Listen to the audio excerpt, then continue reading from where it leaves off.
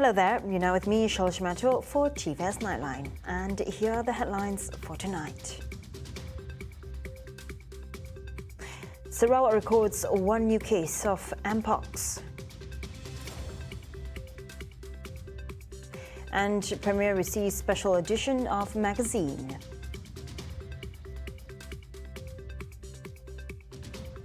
Sarawak extends a warm invitation to the international business community and investors.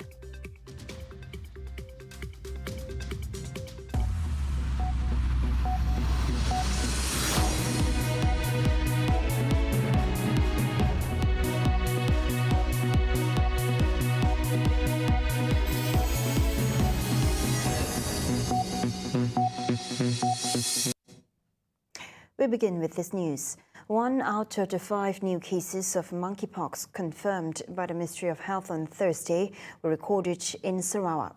The matter was confirmed by Deputy Health Minister Datuk Lukanisman Awang Sauni. However, according to him, the location of the infection of the case in Sarawak has yet to be confirmed. Earlier in a statement, the Ministry of Health detected 5 new cases of monkeypox or MPOX involving local men have been detected in Malaysia from October 31 to November 29, bringing the cumulative number of cases to 9. Health Director General Dr. Muhammad Razi Abu Hassan said that all the new cases were unrelated to the previously reported cases.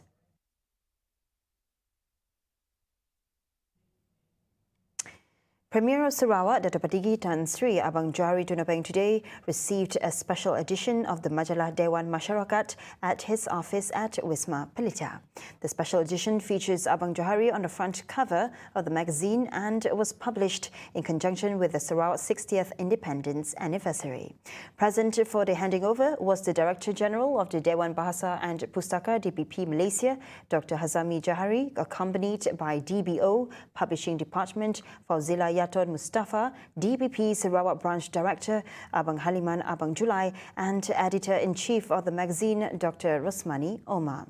The magazine will be made available for public reading starting December.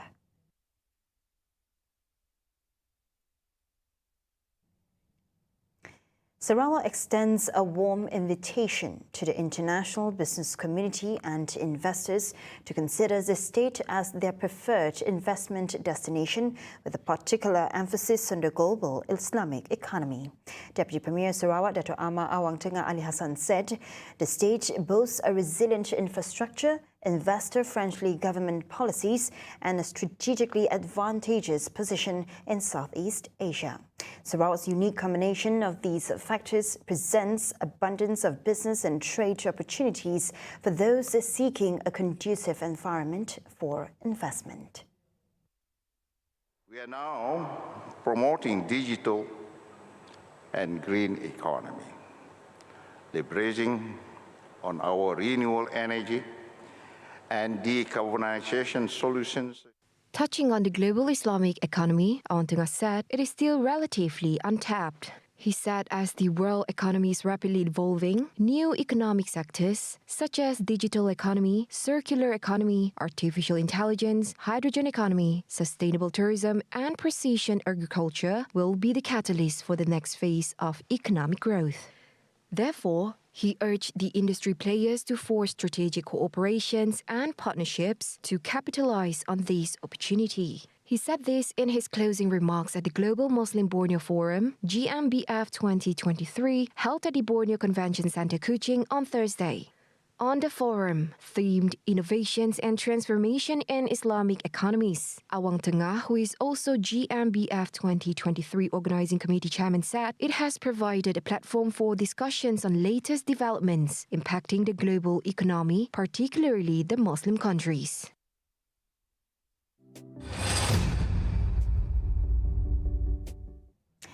Entry tickets to the Borneo Cultures Museum, BCM, will be available for purchase online starting Friday, December 1st. State's Tourism, Creative Industry and Performing Arts Minister Dato' Sri Abdul Karim Rahman Hamzah said the positive development comes following feedback from visitors. Karim said the new system would also eliminate the need for visitors to stand in long queues and the flexibility to plan their visits. The public can access the Sarawak Museum Department portal, that is museum.sarawak.gov.my, or Sarawak Government portal at www.sarawak.gov.my to purchase the admission tickets online. Through this website, visitors can effortlessly browse through available museum and securely purchase tickets from the comfort of their home while on the go. Visitors can make payment through online banking system, credit card, or SPay Global e-wallet. Since its opening in 2022, Karim noted that the world-class museum has attracted over 862,503 visitors. The police have detained a teenage woman who allegedly dumped her newborn baby girl at Bandar Baru, Samaria. Kuching District Police Chief ACP Asman Baja said the arrest of the 14-year-old suspect at 8 p.m. on Wednesday. Due to the sensitivity of the case, no further information has been disclosed. The newborn was taken to the Sarawak General Hospital for examination and was referred to the Social Welfare Department JKM for necessary action. On Wednesday, the discovery went viral on social media with photos and videos portraying the infant still attached to the umbilical cord. Upon hearing the baby's cries, residents rescue her from a plastic bag in the bushes. The infant was then brought to a nearby eatery where measures were taken to ensure her comfort and cleanliness before she was sent to the Sarawak General Hospital. The case is being investigated under Section 317 of the Penal Code. Right, coming up right after the break, Kuching International Airport is set for upgrade, and 1 fatality, 7 missing in U.S. Osprey military aircraft accident. Only on TVS Nightline. Stay tuned.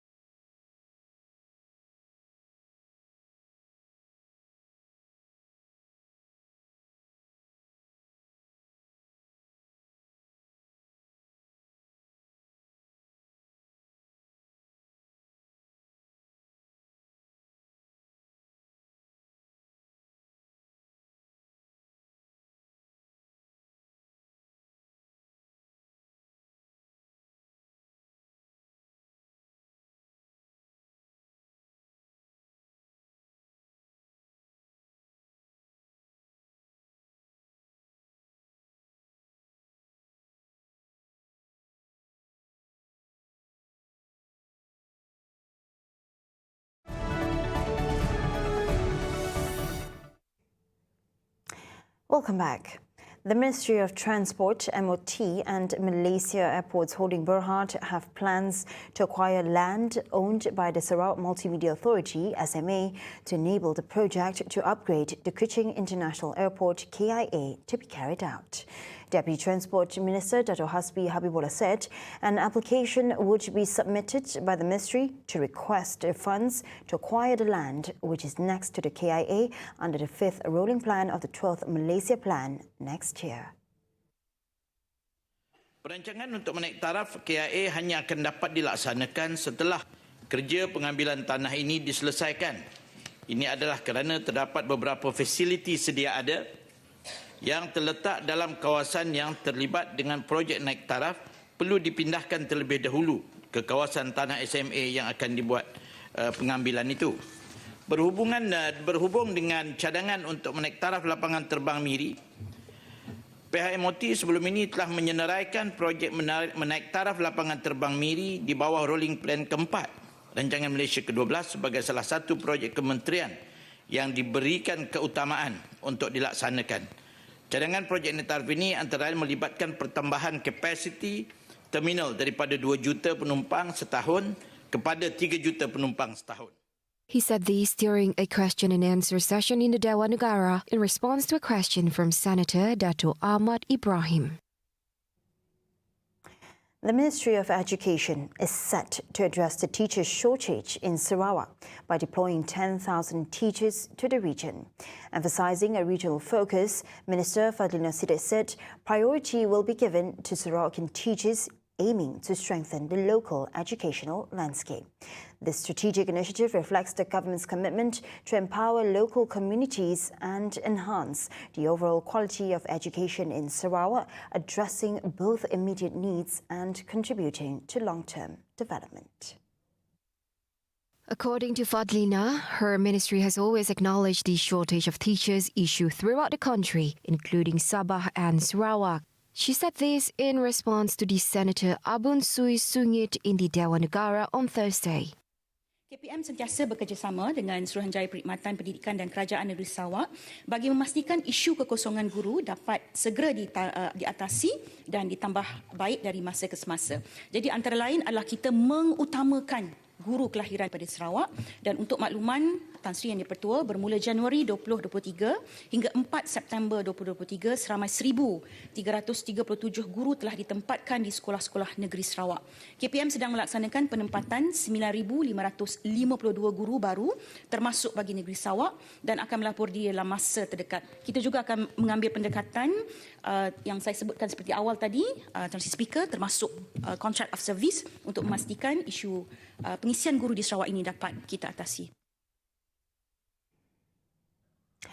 Deputy Prime Minister Dato' Sri Fadila Yusof emphasises the importance of ethical conduct within the halal industry, cautioning stakeholders against engaging in any unethical transactions or violating the law.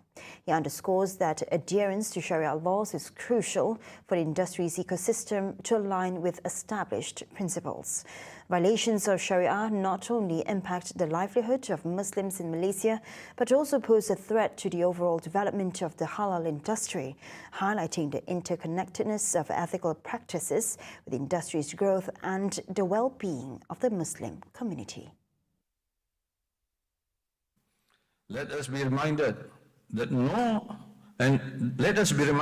to foster a comprehensive halal economic ecosystem, stakeholders in the halal industry must shun unethical and unlawful transactions such as dishonesties, price manipulation, hoarding and market intervention by adhering to the principles of good ethical conduct. He pointed out the need for the halal industry to strengthen its foundations through infrastructural development, research and development R&D, education, training, technology integration, and global collaboration. Fadila envisions these measures as essential for establishing a competitive halal industry. Furthermore, Fadila, when addressing the International Islamic and Halal Economy Conference 2023, held consecutively with the International Sharia Law, Economy and Finance Conference 2023 on Thursday, highlights the industry's potential, projecting a global economic value that could reach up to 23.26 trillion ringgit by 2030. The rising demand for halal goods and services has led non-Muslim countries like Thailand, Australia and Brazil to become prominent exporters of halal products, ranging from processed food to meat and poultry as well. We must not forget that halal transcends mere certification, but represents a substantial business opportunity. While the certification process may not directly contribute significantly to the national economy, the broadened halal business aspect generates wealth, fosters societal well-being, and boosts economic returns on a broad perspective. This forward-looking perspective underscores the importance of strategic investments and advancement to unlock the industry's substantial economic opportunities. The Ministry of Communications and Digital will be engaging with several social media providers to discuss matters related to inappropriate advertisements being shown on the platforms. As Minister Fahmi Fazil said, the discussion is critical to prevent sexualized ads from being shown on social media platforms in Malaysia. Kebiasaannya, ad yang disajikan kepada kita adalah juga berdasarkan apa yang algoritma itu anggap kita suka tonton ataupun kita suka tengok. Kalau kita suka tengok, saya bagi contoh, kalau kita suka tengok kereta, ya, maka kereta lah yang disajikan. Kalau kita suka tengok hair dryer lah yang disajikan. Jadi saya ambil maklum isu ini dan memang pelbagai platform media sosial dia ada algoritma dia sendiri kerana isu algoritma ni adalah isu yang agak bermasalah dan dia boleh mengakibatkan satu bentuk tunnel syndrome ataupun silo ataupun echo chamber yang mana orang suka kucing je lah yang dia tengok.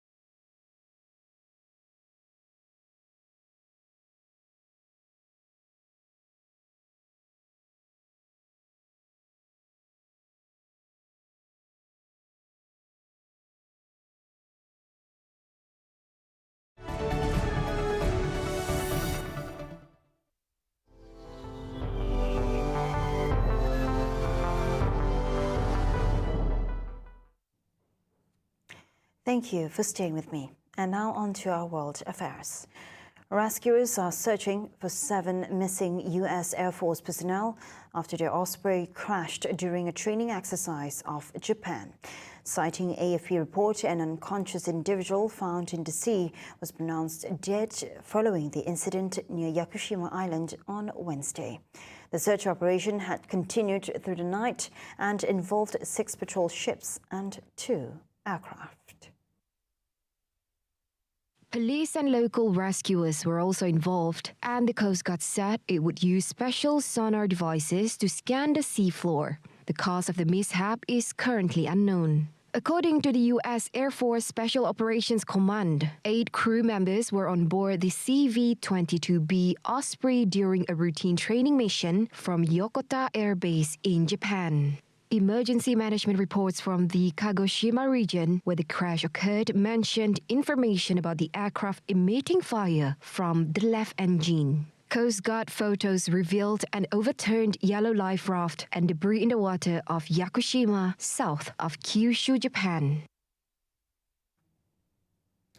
The annual rate of inflation in the Eurozone fell to a more than two-year low in November, the EU's official statistics agency said on Thursday. Consumer price increases in the 20-nation single currency bloc reached 2.4%. Eurostat data showed the lowest since July 2021. The figure beat a consensus forecast by analysts compiled by financial data firm FactSet, which said inflation would slow to 2.7% in November from 2.9% in October. Eurozone inflation has decreased to more than two-year low, providing assurance to the European Central Bank ECB that its efforts to control inflation are effective, prompting a pause in interest rate hikes. However, there is speculation that the ECB may consider rate cuts in the future. The decline in inflation follows the peak of 10.6% in October 2022 during Russia's war on Ukraine, but remains above the ECB's 2% target. Core inflation, excluding volatile components, has also slowed, a crucial factor for the ECB's decision-making. While the ECB has held rates steady, Chief Christine Lagarde warns of the potential for another energy shock to reignite inflation. The nuanced data presents a complex situation for the ECB, balancing positive trends with considerations for potential future challenges. The UN Climate Conference opens in Dubai on Thursday, with the nations urged to increase the pace of action on global warming and phase out fossil fuels, amid intense scrutiny of oil-rich hosts UAE. The two-week-long climate negotiations being held this year in the glitzy Gulf city come at a pivotal moment, with emissions still rising and this year likely to be the hottest in human history. Britain's King Charles III, world leaders, activists and lobbyists are among more than 97 people expected to attend what is being billed as the largest climate gathering of its kind. The UN and host, the United Arab Emirates, say these talks, known as COP28, will be the most important since Paris in 2015, when nations agreed to limit global warming to well below 2 degrees Celsius since the pre-industrial era, and preferably to a safer limit of 1.5 degrees Celsius. Scientists say the world is not on track to achieve these targets, and nations must make faster and deeper cuts to emissions to avert the most disastrous impacts of climate change. On the eve of the summit, UN Secretary-General Antonio Guterres said the conference should aim for a complete phase-out of fossil fuels, a contested proposal supported by many nations and scientists that has dodged negotiations pass. A central focus will be a stocktake of the world's limited progress on curbing global warming, which requires an official response at these talks. Former U.S. Secretary of State Henry Kissinger died on Wednesday at his home in Connecticut at the age of 100. Kissinger, famous for shaping U.S. foreign policy during the Cold War, served as America's top diplomat and national security advisor during the Nixon and Ford administrations. Despite leaving office in the 70s, he continued to play a pivotal role in U.S. politics and was often consulted on issues by leaders later in life. Kissinger's associates, the policy consultancy he founded, announced his passing but did not give a cause of death.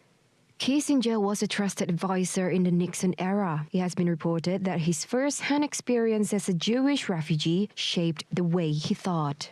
He served as a consultant on security matters to various U.S. agencies from 1955 to 1968. These spanned the administrations of Dwight D. Eisenhower, John F. Kennedy, and Lyndon B. Johnson. He later became the U.S. Secretary of State, shaping U.S. foreign policy from 1969 to 1976 and served under Presidents Nixon and Gerald Ford. He was renowned for his flexible approach in tackling tough political situations. Notably, he worked diplomatically on issues surrounding China, the Soviet Union, Vietnam, and the Middle East, and had visited China more than 100 times. See the world closer with TVS as we bring the latest news updates both locally and internationally. For more headlines anytime, anywhere, just head on to our official website at tvstv.my or follow us on our social media platforms. And that's all the updates we have for TVS Nightline. I'm Shola Shimato. Thank you for watching.